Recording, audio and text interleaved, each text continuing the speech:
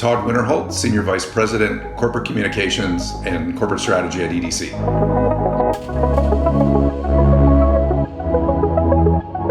It's a pretty broad-based impact, I think, in terms of the reaction and response to COVID-19 and the pandemic. We're seeing that it's kind of cascading, to be honest. So it started with a number of industries that probably aren't too surprising to your viewers, including airlines, hospitality. We're now seeing it move more into kind of secondary parts of the economy. Oil and gas certainly is feeling a pretty big shock, and in fact a double shock with oil price suppression, as well as retail now starting to cascade and see the impacts of consumers simply not able to go out and have their normal purchasing patterns.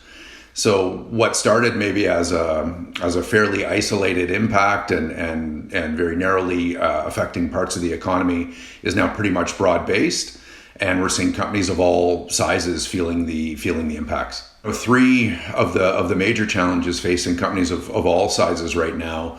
I'll start with disruptions in supply chains. So many companies who rely upon inputs from other producers or other manufacturers, whether that's domestically here in Canada or internationally, are having those supply chains very significantly impacted. Not able to get intermediate inputs to complete final products, not able to have any sense of certainty. And that's really the biggest impact, I think, is that loss of certainty in terms of production, how they can deliver then their product or service. That would be, the first major impact we're seeing. Secondarily, of course, is simply the canceling of contracts. So on the delivery side, where they have buyers who in the past have had a fairly steady stream of purchase orders or requirements for them, that too is being disrupted. So we're seeing in some cases 80, 90, 95% reduction in terms of demand for companies' output. And obviously that is beyond anything we've ever seen before and has an extreme impact on companies facing those kind of scenarios. And then perhaps the last is one that's a little bit more financial, more specific. It's what we would say is a liquidity crunch. So first step is companies just simply aren't generating that revenue line any longer because they don't have contracts in place, or they can't get the inputs to complete their product and then deliver those to end buyers.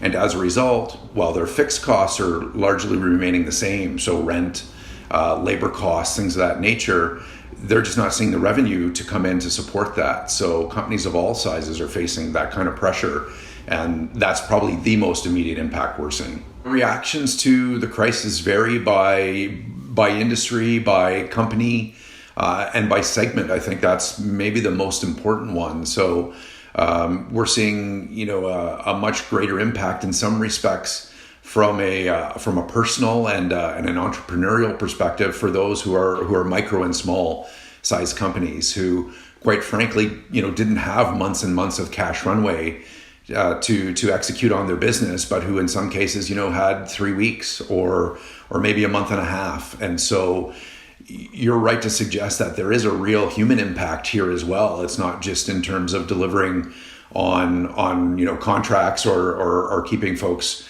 supplied. It is really around how do they keep their staff well and healthy to the extent they can, and their businesses just simply viable. And so again, that's where we've really focused our initial efforts at EDC, is to try and working with government partners to get out as much credit and liquidity as quickly as possible, in particular to the small and micro even sized companies across Canada. And in terms of rough sizing, EDC's own analysis would say that's probably somewhere around 1 million companies, just to give an idea of scale.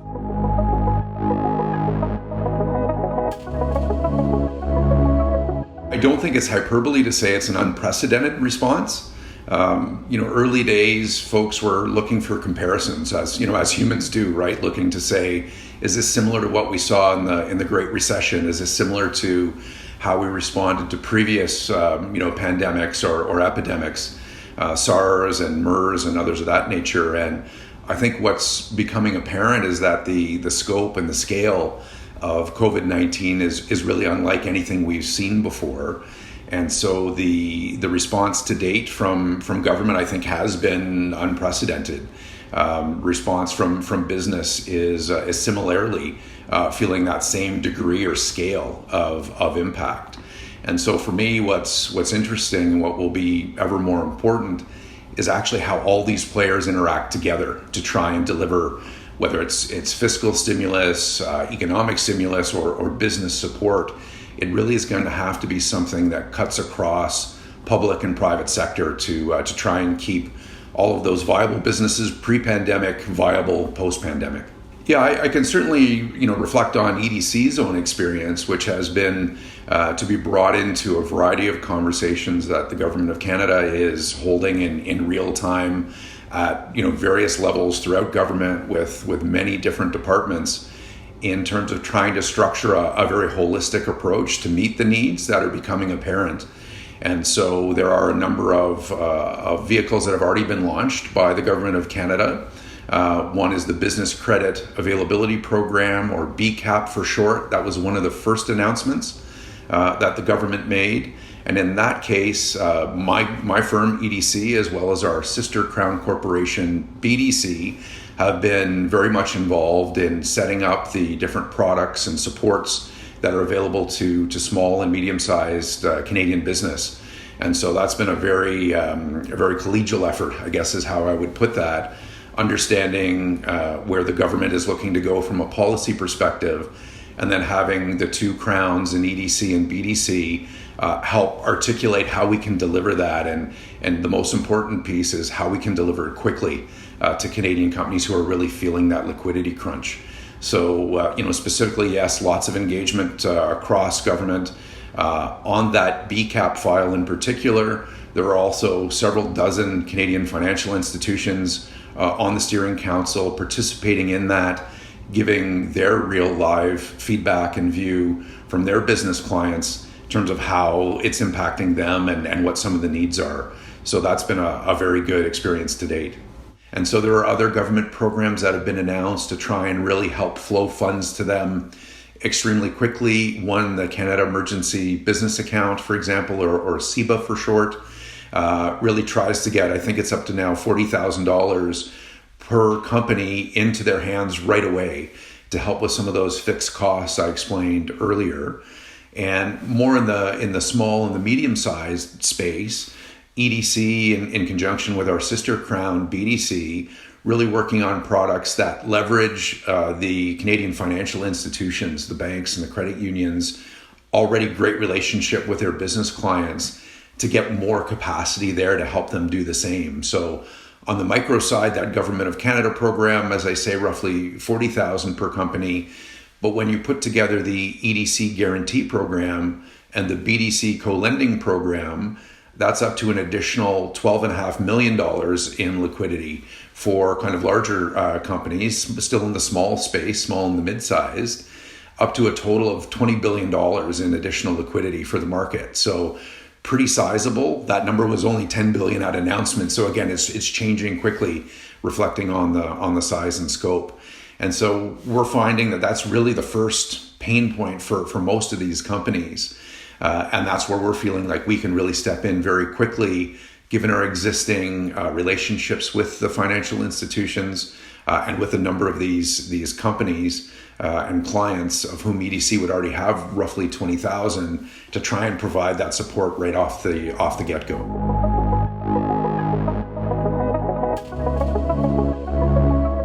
I guess the first chapter is maybe something like clouds on the horizon, and I think that's really about awareness and analysis. So I think a number of businesses, private sector, public sector entities are still in that phase, trying to truly understand what are we looking at here, what are the impacts of the pandemic, and frankly, how does it cascade? So again, we've kind of seen it impact certain industries first, but now starting to move through the economy as a whole. And so what does that look like? What are some of the actual gaps that are there, whether it's in availability of credit, whether it's in other supports, in other areas that we've seen the Government of Canada announce, wage subsidies, things of that nature. So first chapter, in a way, is kind of how do we understand the environment we're in right now, knowing that it's changing incredibly fast, almost hourly. So that's maybe kind of chapter number one. Chapter number 2 is maybe weathering the storm. So once you've got a baseline understanding of impacts and how broad this is actually becoming, how do you make sure that you prioritize those areas that need assistance and need support as quickly as possible? And so I'll come back again to that concept of liquidity. That's really the first pinch that businesses are feeling, is how do I continue for the next 2, 3, 4 months to kind of keep my staff engaged and employed and paid to some level? How do I, make sure that I'm up to date on rent and that other fixed costs are taken care of? And so again, you see not always just delivered via EDC, of course, but through many different places in government, things of that nature being looked at. And again, I'll come back to the wage subsidy program, to additional programs that are being put out to help with some of those, to defray some of those immediate costs. And then I guess interesting to maybe note there as well is that it's going to need to be very fluid in terms of that response. So things are changing so quickly that you see things come out and then 2 or 3 days later, program terms are actually revised or restated. And I can give you a specific example. EDC, again, under the BCAP program, came out with a loan guarantee that was working in conjunction with Canadian financial institutions to make sure that business clients could get access to immediate capital. And so we started by saying, here's up to a $5 million guarantee provided to your financial institution, up to 75% of that loan. Well, within a couple of days, we had increased that amount to $6.25 million and an 80% guarantee based on feedback that we'd received from the financial institutions and from companies in terms of what was actually needed. So in that second chapter, Weathering the Storm, there's probably sub-chapters as we continue to need to refine our response to the crisis and to what's actually needed. And then maybe the third chapter, and these are obviously broad headings, would be about kind of rebuilding and recovery. And so once we get through the peak of the crisis and we see things start to stabilize and get back to some sense of normalcy, it becomes probably from a financial perspective, and again from where EDC would look at this, about helping Canadian companies restructure their balance sheets. So there will be some that will be in really dire straits that will need help kind of restructuring. There will likely be consolidation, I would say, in a number of industries. And so how can, in this sense, EDC help those companies post-crisis? It may be through things like direct lending and some of our structured finance that can help look at, kind of standing companies back up post-crisis, making sure they're viable, balance sheets are workable to move into the new reality.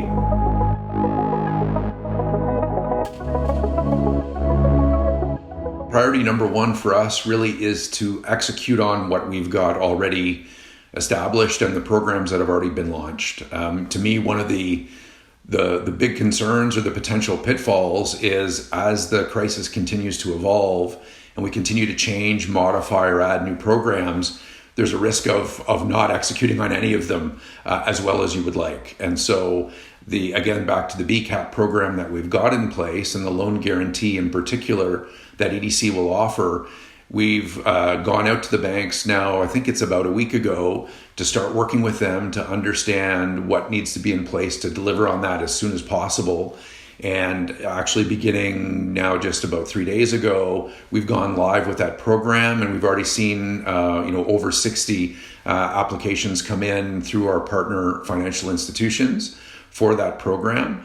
We expect that number is going to grow exponentially as we get into next week, and the banks are able to start delivering that, and through their own account managers work with their customers to really make that available. So I think that is kind of priority number 1 for us, is really focus on what's already been launched and deliver on that as quickly as possible and in a streamlined way as possible. So we've looked at really kind of understanding how to take on more risk than we have in the past from EDC, streamlining process with the banks so that instead of it being normally a 2 to 3 week process, it's much, much quicker than that, so that the funds are actually in the hands of the companies. Second priority would then be to really stay very connected to our government partners and to the public and private sectors to understand the feedback we get in executing some of those programs. What's working, what's not? How can we make sure we're nimble enough to meet the needs of Canadian companies as they evolve? And for us, one other thing I should mention is really last week, the Government of Canada, in a temporary way, gave EDC brand new measures, so allowing us to go beyond companies that are only exporting to all domestic Canadian companies as well. So that has the effect of allowing EDC to essentially deliver its product or service to almost 6 times the number of Canadian companies that we would have done before. And so, again, broadening the delivery of existing products and programs is something we know how to do very well and can do very quickly. So that's really the priority. As we move into secondary phases of the crisis and how we respond to it, then we can look at some of those other things I mentioned, additional lending programs, structured finance to help where there's some restructuring required, but it really is about getting that liquidity out the door as fast as possible.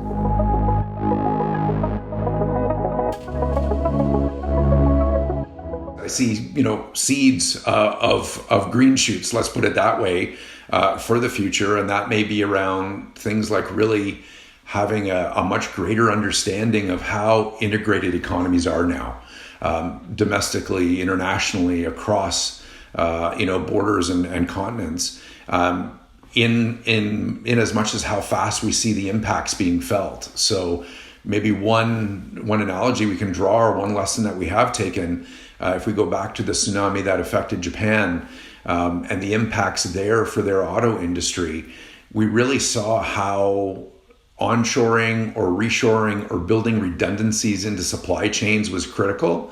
I think we're just having that lesson even expanded and enhanced for us now.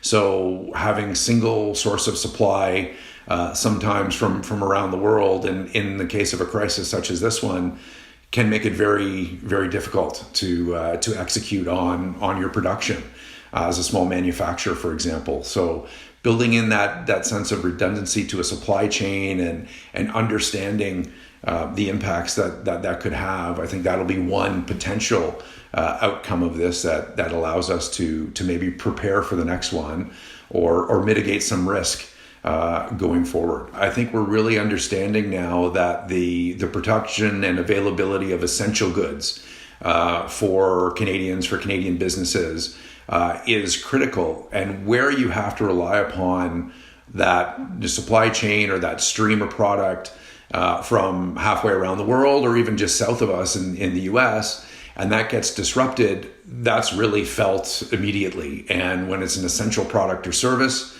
that's something that, I think we do need to think about. Do we need to have some level of redundancy here in domestic production to keep us at a stable level? As fast as the economy has felt the pain, it will come back. And when that happens, being part of an integrated supply chain and understanding really the world as your market won't be any different. And in fact, it may even be more important, as everyone will look to diversify markets, diversify supply chains. And so I think EDC would see that as a real, it's hard to say opportunity in this environment, but I will, post-crisis, as a real opportunity for Canadian companies to be part of that diversification of supply chain, which almost by extension means diversification of markets. And so, roughly still 75% of our goods, a little less of our services, transit the United States. Does that number change post-crisis? I would say quite possibly, and we would hope so. And that, again, is something that EDC is quite well positioned to be able to support by virtue of being well capitalized, executing business on behalf of Canadian companies and in over 180 markets in a normal period, in a normal year. And so, again, we would hope we get back to some level of normalcy and can be there to help support Canadian companies as they diversify. Honestly, it is about taking lessons from this crisis. I think human nature is such that we tend to move on once the crisis has passed, and don't always remember those earlier lessons. And so, again, COVID-19, from my perspective, is something unlike anything we've seen before. Certainly, businesses are giving us that feedback. And so again, even coming back to that understanding of what the impacts are for an individual's business and how it cascades, I think are really important lessons. And so, we come back to, again, is 3-4 weeks of cash runway for a business enough? I think in normal times and in good times, yes, it has proven to be enough. We're seeing that right now is really straining, right? In particular, the micro and the small side, in terms of their resilience to this crisis. So, do we need to kind of build that into our thinking as an economy going forward? I think so. I think that kind of future mitigant to risk is really critical to understand. Again, the speed at which we're able to adapt to crises of this nature will be another lesson that comes out of this, and the ability to kind of see the early warning signs, I guess, would be the third point I would mention, is something that I think we've all learned that lesson. So seeing, the start really at the end of 2019 and into January, in Asian markets, that would have been, I think, now going forward, plenty of heads up, let's call it that, for folks to prepare. We just didn't know what to expect before. And so I think, again, that's another great lesson that we can take is, when we see that happen, we really do need to be prepared and ideally have a little bit more of a cushion on which to operate for when it then does become a crisis here in North America and in Canada specifically.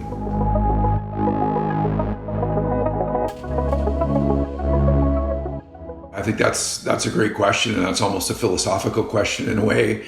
I think the short answer is yes, business does change coming out of this, but maybe not to the extent that some people would imagine. And the reason I say that is, again, if we look back in history in terms of economic response to previous crises, whether they were financial or health related, certainly not to this scope again, but generally what you see is more of a, what the economists would call a V-shaped recession, where you have a very, sharp and steep decline, but an equally sharp rebound that comes. And so, obviously everyone's hoping that rebound part of this equation happens sooner rather than later.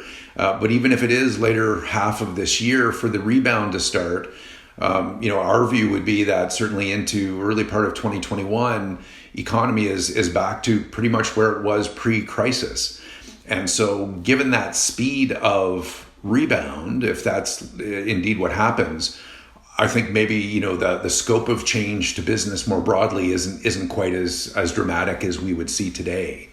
But I do think there will be elements that come from this, and some of them are frankly the mundane. So the ability to execute and work remotely and work from home, and how folks interact and do their best to communicate in a brand new way, I don't think will go away. I think people have actually, now road tested this in some respect to say we can still be productive and execute in many industries, not all, of course, in a remote fashion. So that I don't think will diminish.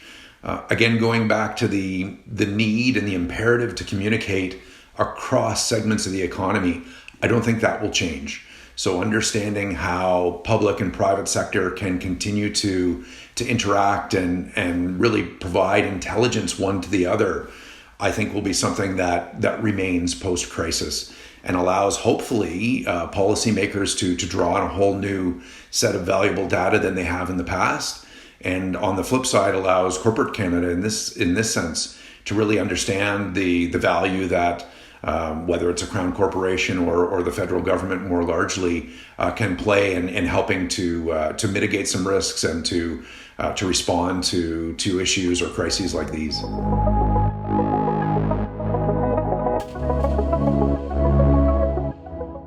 It's a great question, and I think maybe lesson number one is that if you don't remain healthy and in every way, physically, mentally, emotionally, you're essentially no good to anyone at this point in time. So whether it's to trying to provide additional support to Canadian companies in need, or more importantly, your family, your loved ones, it really is around trying to manage through this with some degree of balance.